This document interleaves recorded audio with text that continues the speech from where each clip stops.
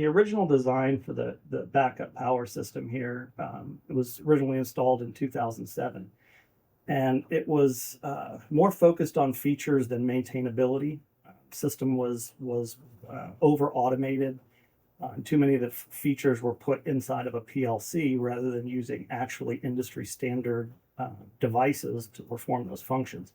So it became a very complex automated system.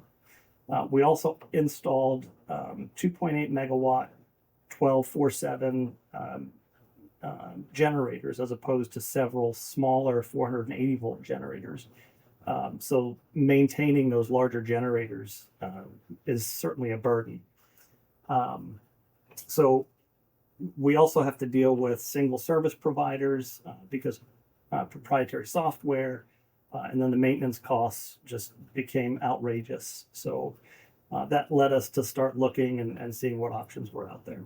So the most pressing thing for us is knowledge transfer. We have a kind of an aging staff, and we're also in sort of a technical tradesman drought. So it's very difficult to find new electricians to come in and sort of take the reins from the older guys. So as they retire out, we're going to be left with this really complex system that nobody really knows how to operate.